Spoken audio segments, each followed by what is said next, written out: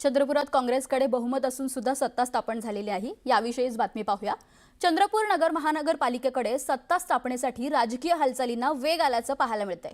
काँग्रेसकडे सध्या 31 नगरसेवकांचं संख्याबळ असूनही सत्ता स्थापनेसाठी आणखी 3 नगरसेवकांची आवश्यकता आहे। दुसरीकडे भाजपही सत्ता स्थापनेची संधी शोधताना दिसते।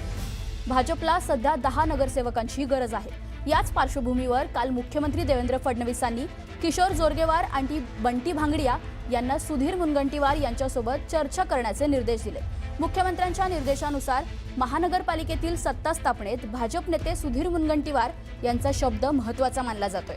त्यानंतर आज सुधीर मुनगंटीवार मुंबईला रवाना झाले असून दुपारी मुख्यमंत्र्यांसोबत त्यांच्या भेटीची शक्यता वर्तवली जाते। महानगरपालिकेतील सद्यस्थितीची सविस्तर माहिती मुनगंटीवार मुख्यमंत्री यांच्यापुढे ठेवणार असल्याचीही चर्चा आहे।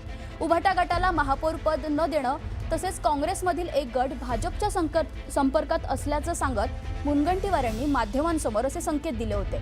वडेट्टीवार आणि धानोरकर यांच्यातील वादाचा फायदा घेत काँग्रेसला सत्तेपासून दूर ठेवण्यासाठी भाजप कोणती राजकीय खेळी खेळणार याकडेच आता सर्वांचं लक्ष लागलंय।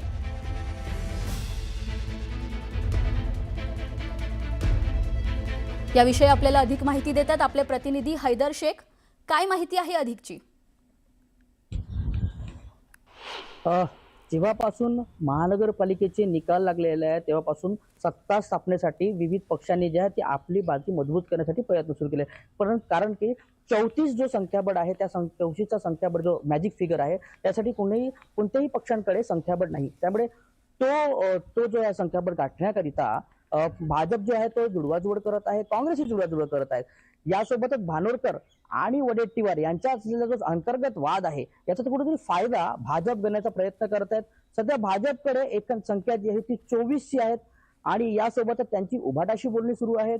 उभाटाकडे वंचित आणि त्यांचा जो युती होती निवडणूक पूर्वी त्यांची युती झाली होती वंचित आणि उभाटाची, त्याच्यामुळे त्याचे 8 नगरसेवक आहेत। पण उभाटा महापौर पदासाठी अडलेला आहे। त्याच्यामुळे भाजपचे जे ज्येष्ठ नेते सुधीर मुनगंटीवार यांनी उभाटाला कोणत्याही प्रकारचा महापौर पद देण्यासाठी सध्या नकार दिलाय, स्पष्ट नकार दिलाय।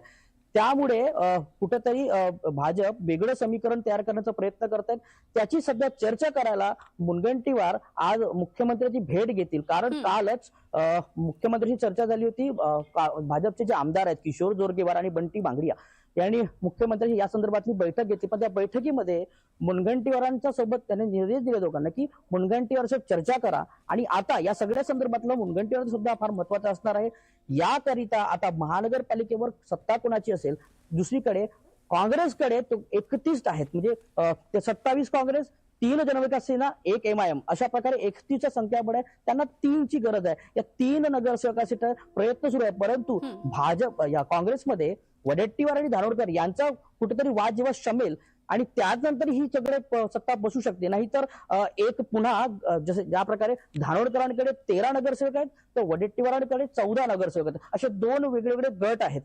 यासोबतच धानोरकरांनी सुद्धा आपला गट जो आहे तो स्थापन केलेला आहे, तो नागपूर आयुक्त कार्यालयाकडे ठेवला आहे। परंतु या संदर्भातला आक्षेप सुद्धा वडेट्टीवारच्या गटाने घेतलेला आहे। आता कुठेतरी जोपर्यंत हे दोन्ही गट एकत्र येणार नाही तोपर्यंत काँग्रेसचा महापौर बसण्याची शक्यता कमी आहे। परंतु या सगळ्या संधीचा फायदा जो आहे तो भाजप घेण्याचा प्रयत्न करतोय। बरोबर। तर आपण पाहतोय मुंबई महानगरपालिकेनंतर आता चंद्रपुरात कोणाचा महापौर बसणार याकडेच सगळ्यांचे लक्ष लागलंय।